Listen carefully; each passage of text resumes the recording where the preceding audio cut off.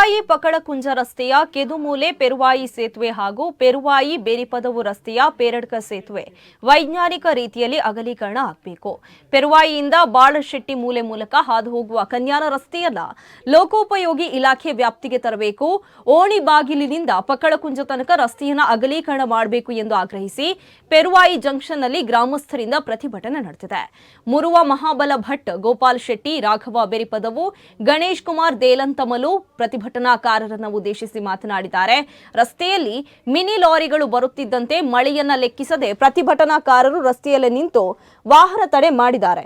ಪೊಲೀಸರು ಪ್ರತಿಭಟನಾಕಾರರನ್ನು ತಡೆಯುವ ಪ್ರಯತ್ನ ಮಾಡ್ತಾ ಇದ್ದಂತೆ ಲಾರಿ ಮುಂದೆ ಮಲಗಿ ಯಾವುದೇ ಕಾರಣಕ್ಕೂ ಅಧಿಕಾರಿಗಳು ಬಾರದೆ ಬಿಡುವುದಿಲ್ಲ ಎಂದು ಪಟ್ಟು ಹಿಡಿದ ಘಟನೆಯೂ ನಡೆಯಿತು.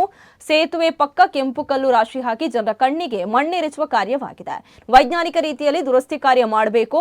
ಹೊಸ ಸೇತುವೆ ನಿರ್ಮಾಣವಾಗುವವರೆಗೂ ಎರಡೂ ಸೇತುವೆಗಳಲ್ಲಿ ಅಗತ್ಯ ಸುರಕ್ಷತಾ ಕ್ರಮಗಳು, ಎಚ್ಚರಿಕೆ ಸೂಚನಾ ಫಲಕಗಳು, ಭದ್ರತಾ ತಡೆಗೋಡೆಗಳು ಹಾಗೂ ಇತರೆ ಸುರಕ್ಷತಾ ವ್ಯವಸ್ಥೆಗಳನ್ನು ತುರ್ತಾಗಿ ಅಳವಡಿಸಬೇಕು. ಪ್ರತಿಭಟನೆಯ ಮೂಲಕ ಸಮಸ್ಯೆ ಎಲ್ಲರಿಗೂ ತಿಳಿಯಬೇಕು ಹೊರತು ಸಾರ್ವಜನಿಕರಿಗೆ ತೊಂದರೆ ಮಾಡುವ ಉದ್ದೇಶವನ್ನ ಹೊಂದಿಲ್ಲ ಎಂದು ಪ್ರತಿಭಟನಾಕಾರರು ತಿಳಿಸಿದ್ದಾರೆ. ಇನ್ನು ಈ ಸಂದರ್ಭದಲ್ಲಿ ಯತೀಶ್ ಪೆರುವಾಯಿ, ಮೋಕ್ಷಿತ್ ಪೆರುವಾಯಿ, ಪ್ರಭಾಕರ ಶೆಟ್ಟಿ, ವಿಷ್ಣು ಕನ್ನಡಿಗುಳಿ ಸೇರಿದಂತೆ ಮತ್ತಿತರರು ಉಪಸ್ಥಿತರಿದ್ದರು.